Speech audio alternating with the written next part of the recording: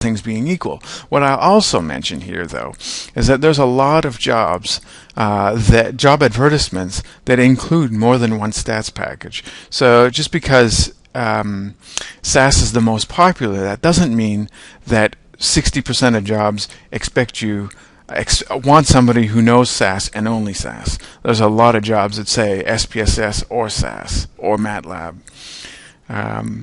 Now, another question that proved interesting, and this hypothesis was generated as I was looking through the data.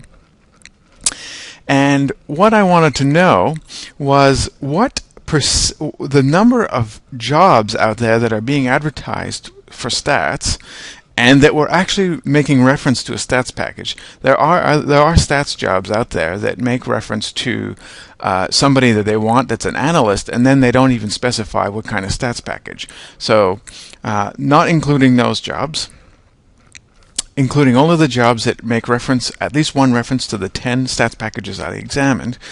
I divided the population of that country by the number of stats jobs. And I got the populations for each country off Wikipedia. And so a really large number in this case means that the population is very large relative to the number of stats jobs that are being advertised. So in India, there's 451,000 people for each stats job being advertised, as estimated by Indeed.com, within India only. So I don't know if that's especially interesting. I think what's more interesting, what surprised me, is the number of jobs there are relative to people and population in the United Kingdom. If I had to guess, I thought USA would have came out on top here.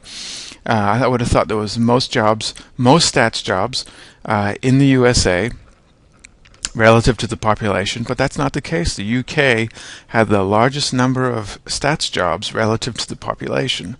Now, there is the chance that Indeed.com is especially sophisticated when it tracks the UK job websites, and so it's just finding more jobs because it's better at finding jobs in the UK. I don't know.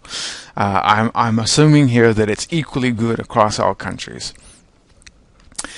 So if we assume that it is equally good across all countries, yeah, the UK came out on top for the most number of jobs. Why that's the case? Are they just not graduating enough people relative to the USA? I don't know. What was also interesting is that Canada and Australia basically have the same number of the ratio of people, total population, to stats jobs. And interestingly, these are both resource-intensive countries, so natural resources are a major employer, and you wouldn't expect a lot of stats jobs in those industries. And then Hong Kong was somewhere in the middle between USA, UK, and Canada, Australia at 16,000. So yeah, very interesting. If you're in the UK, or if you're in the UK and you're a stats-oriented person, I guess that's probably the best country to be in. Perhaps surprisingly, one other thing I wanted to note in here was that if there is some region-specific trends, is that Australia and Hong Kong are both Asia-Pacific countries, and they were the two that were most popular for SAS and least popular for MATLAB.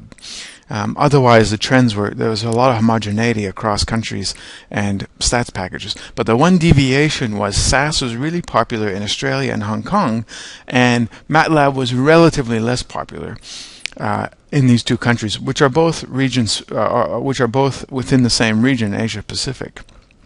But otherwise, there wasn't really much trends that way. Someone could collect a lot more data across other countries, like Singapore would probably be a good one, and maybe going on to continental Europe. But I didn't have a huge amount of interest to do that. I was just doing this out of curiosity. Anyway, so this is, I thought I'd present these results to other people who might be interested in this kind of thing. It's a very nerdy kind of thing to look at. But what could you expect from a howtostats.com type of blog? Thanks for listening. Bye.